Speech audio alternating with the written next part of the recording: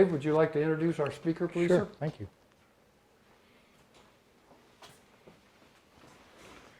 Thank you, Gene. For those of you that don't know me, my name is Dave Taylor. I am the director for Vets in Focus. We do, or I do, my little team does filming and photography for our organization here. And Gene asked me to introduce Rick. Rick and I have known each other for quite a while, right? I mean, it's been a few years, and we've socialized together and we've had good times together. But I'm now just learning a little bit about him too, and let me read what I just found here. He served in the U.S. Navy Reserve from September 1st, 1967 to May 1st, 1969. He served aboard the USS Pueblo October 13th, 1967 till it was captured on January 23rd, 1968. Rick was a POW for 11 months. After his discharge, he graduated from Western Michigan University at Kalamazoo. Upon graduation, he worked for a few wholesale distributors, John Sexton, for 16 years. It is with great honor and pleasure that I introduce to you Rick Rogala.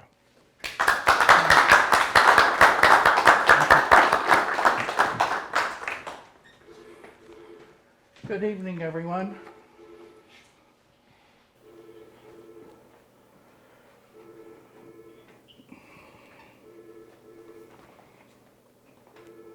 On Friday, October 13th, 1967, I left Treasure Isle, San Francisco, California to report to the USS Pueblo in San Diego, California. I was 20 years old and thought the Navy was to give me the opportunity of a life to see the world. It started off that way in that we stopped in Hawaii and then on to Yokosuka, Japan to spend the holidays. We left Japan on January 5th, 1968, and I had no idea where we were going. The trip was going just fine until on the January 22nd, we had company taking pictures of us and watching every move we made.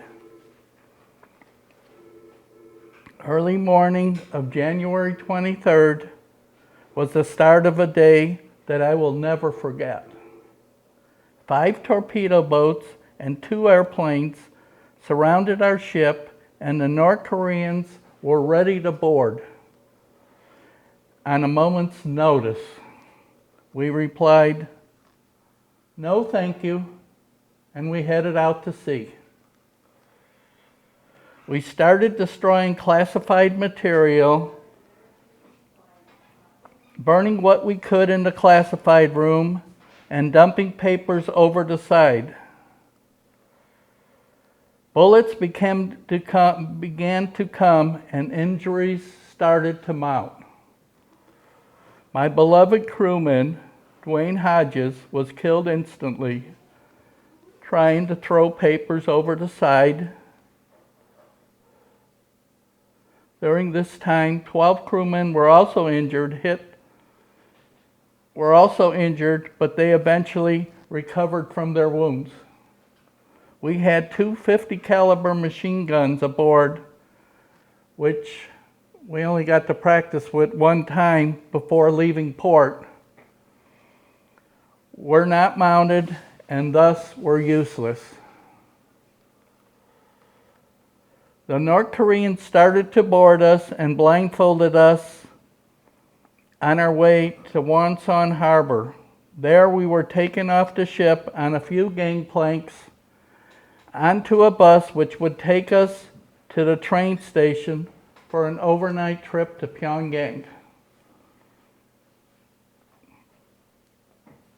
January 23rd, 1968, 2023, marked the 55th anniversary of the USS Pueblo capture. All that happened remains as a nightmare to me. As I get older, none of the events of that day are forgotten. Thought the next day was going to be the last day of my life. Pueblo was instructed to remain in international waters along the coast of the Democratic People's Republic of Korea, intercepting communications in order to learn more about the DPRK ability to wage war, especially against South Korea, our ally, where the U.S. maintained 50,000 troops. It was confirmed subsequently, without a shadow of a doubt, the Pueblo never violated DPRK international territorial waters. We always were in international waters, though the assertion the Pueblo did so was one of the DPRK's justification for their attack on us.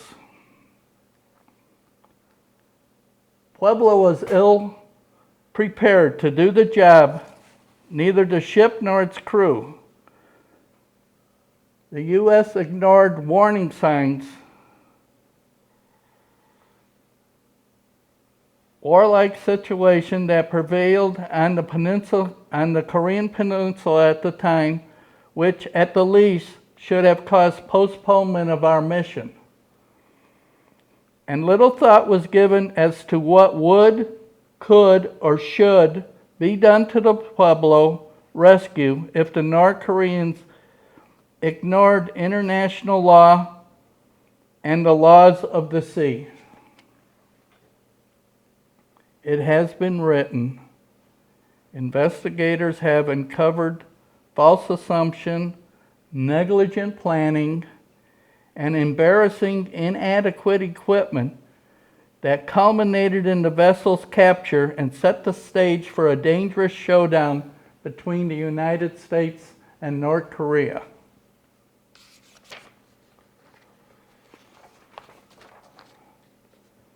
At the top of the list of ignored warning sign was the fact that 2 days before Pueblo was captured, North Korean commandos attempted to attack the Blue House in Seoul, South Korea, the offices of the President of South Korea. They got within 1,000 yards of their target. Most were killed, but it sent shockwaves throughout the South, and President Park had to be restrained from retaliating. Moreover, hundreds of South Korean fishermen had been taken into custody by the North and kept as prisoners of the previous several months, and the South was desperate to respond with force. We were held as prisoners of war for 11 months. Our government said for 25 years following our release that we were detainees, since the event was not tied to a war. Captain Booker's frequent trip to Capitol Hill finally made the difference that we are now considered prisoners of war. This happened in San Diego in 1994. We finally were recognized as POWs. It took all that time for it to really happen. We thought our stay in North Korea was going to be a short one. Every morning we got up at 6 a.m. to go outside in the freezing cold in only a t-shirt and pants to do exercises.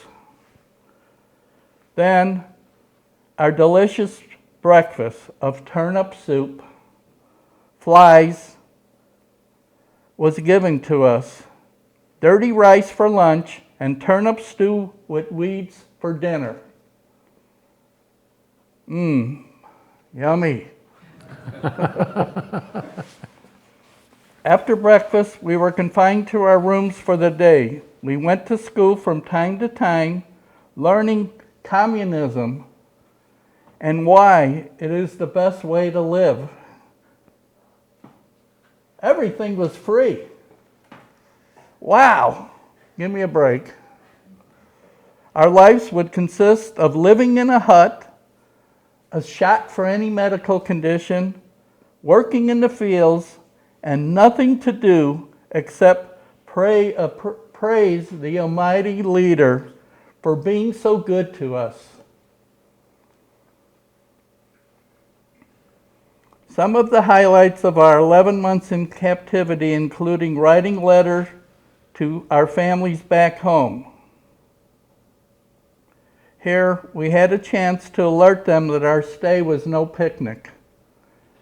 We celebrated the birthday for the Democratic People's Republic of Korea in early September, was taken to the Gypsy Tea Room individually and was given a beer and promised whatever we want if we stayed.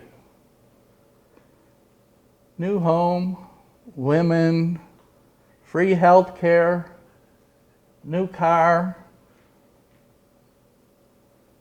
None of these offers appealed to anyone. During our 11 months imprisonment, besides the beatings from time to time, our hardest moments was what would happen in the future. At the beginning of our captivity, it was thought that we were going to be released soon, no more than 30 days. As time went on, we became convinced that our stay would be a longer one, years instead of months.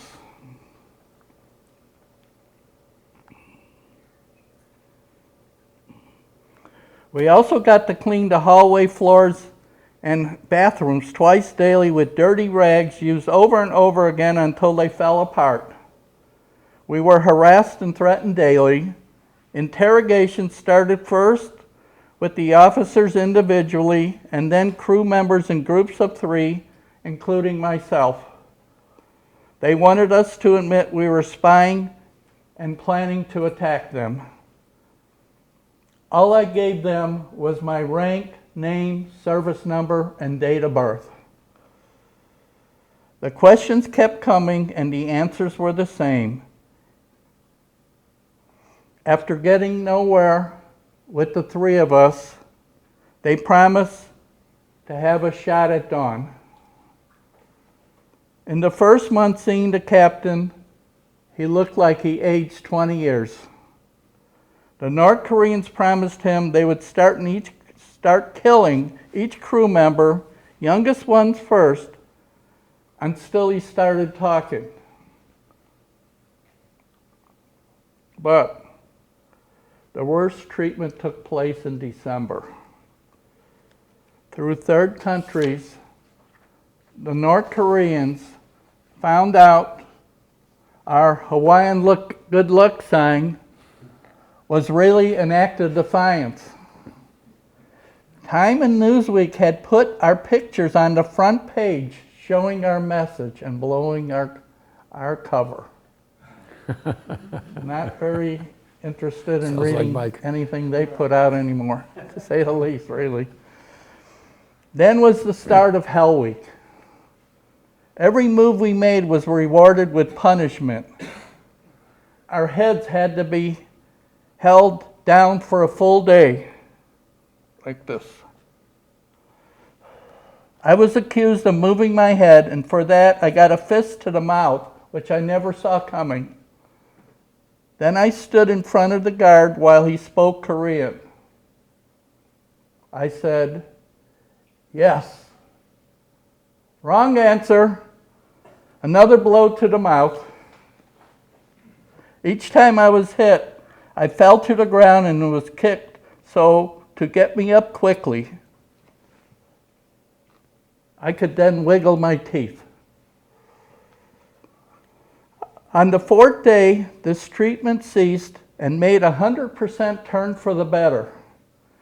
We were brought together in a room and told we were going home. It was hard to believe since we thought our release was imminent a couple other times during that 11 months. We were fitted with new clothes and put on a bus, taking us to the DMZ. One by one, our names were checked as we walked off the bus, crossed the bridge of no return, and set foot on free soil. The feeling of being free was far more than one could describe. Then we all boarded a helicopter which would take us to a South Korean military hospital. Just before we stopped in the EM Club for lunch, consisting of coffee, orange juice, chicken noodle soup, and a grilled ham and cheese sandwich. Tasted like a gourmet meal. Our visit to the South was for one day only. The South Korean nurses and doctors were so kind to us. The nurses cried frequently, citing their love for us in keeping them free from the North, wishing we could stay longer.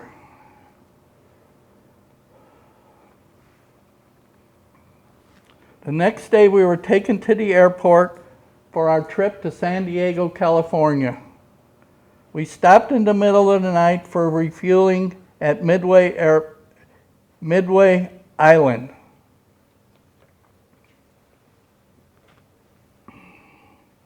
December 24th, 1968. Arrived in San Diego, California, I can remember the anticipation of stepping foot on American soil for the first time in a year. My whole family, mother, father, brother, and sister, were right there as I walked off the plane. No words could describe my feelings and thought. It was wonderful.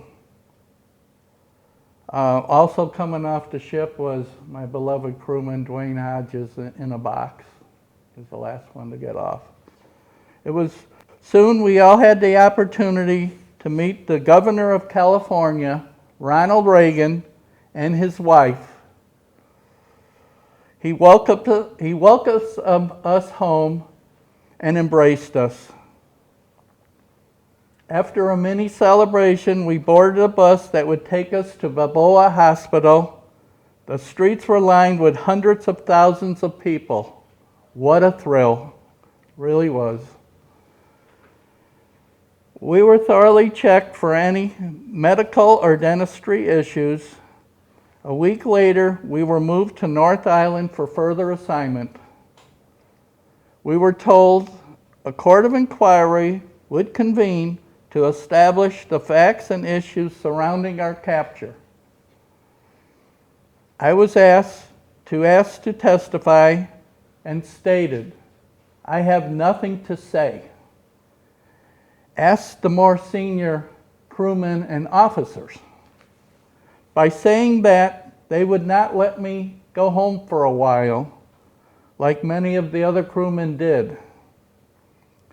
I was asked 3 questions on the stand and dismissed, like one of them being my name, ridiculous. What a joke, like my testimony mattered.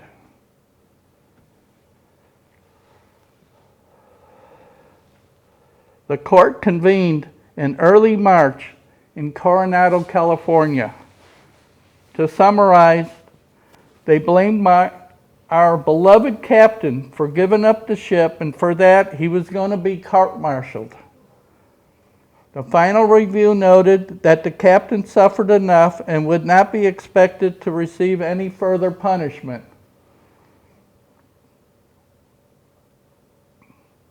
The Navy and our government were covering their ass with the court of inquiry. Really makes me wonder what goes on in this country. In late March, I boarded a Continental airline jet with an escort that would take me to O'Hare Airport in Chicago, Illinois. Was given plenty of wine and appetizers on the flight and was treated like a VIP. I walked off the plane into a limousine and I was escorted by Nicholas Blaze, the then mayor of Niles, Illinois, to a private gate where I would be reunited with my family again. There I was told I would be part of a news conference with the media from Chicago. Then, back into the limo to a ride to Niles. The entire block was decorated with U.S. flags and welcome home signs. What a thrill. 300 to 400 people packed into my little home to wish me the best. The last event occurred a week later at Notre Dame High School in Niles. Several hundred well-wishers attended, including our Illinois Senators Adlai Stevenson and Charles Percy were there, where I made a short speech and was presented a key to the city of Niles.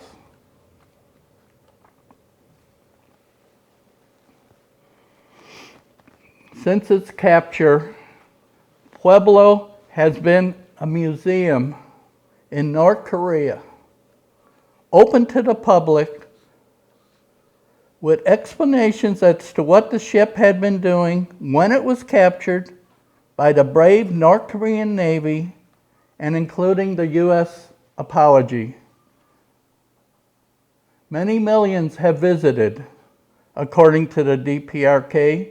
From time to time, unofficial inquiries have been made to the North Koreans about returning the ship, but they've been ignored.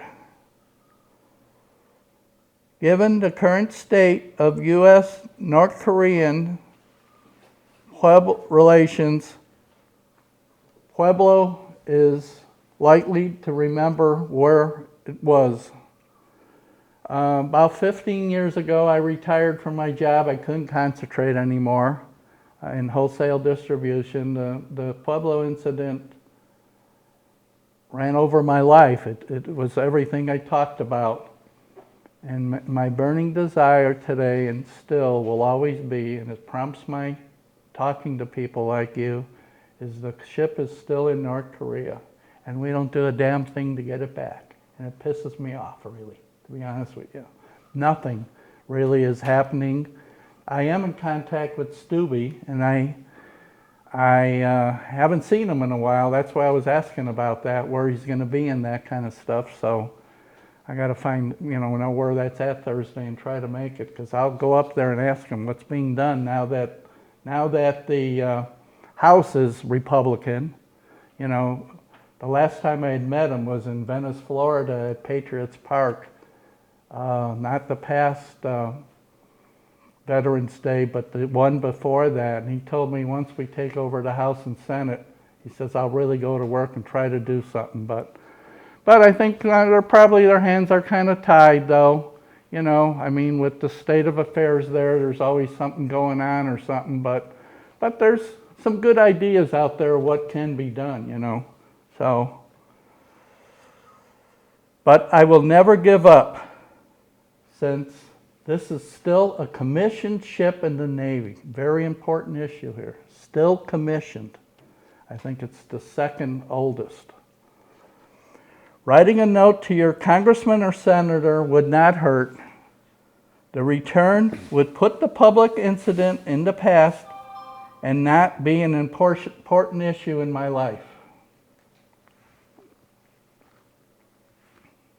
In closing,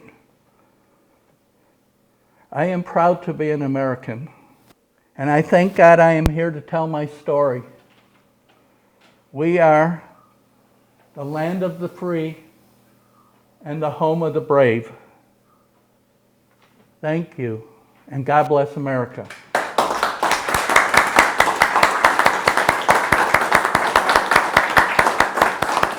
There's a book that came out in 2019 that I was told about.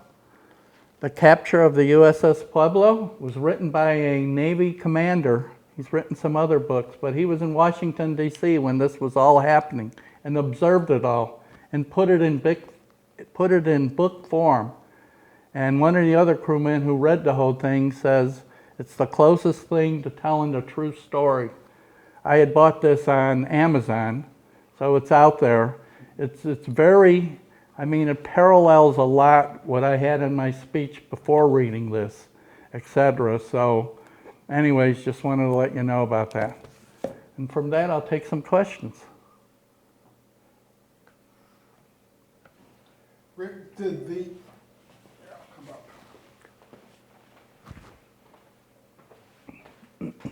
did the Navy provide the crew members any kind of psychological help or support or counseling after you all came home? Well, we were in San Diego for 3 months, and we underwent interrogations, and we had that court, and well, we were thoroughly checked to make sure what was wrong with us, etc. And the support they gave us, though, is they gave us choice of duty in the world, which was a great deal, really, in a way. I said Australia, Hawaii, and then in the Midwest, like the Navy base there. And then they were going to give us $10,000 too.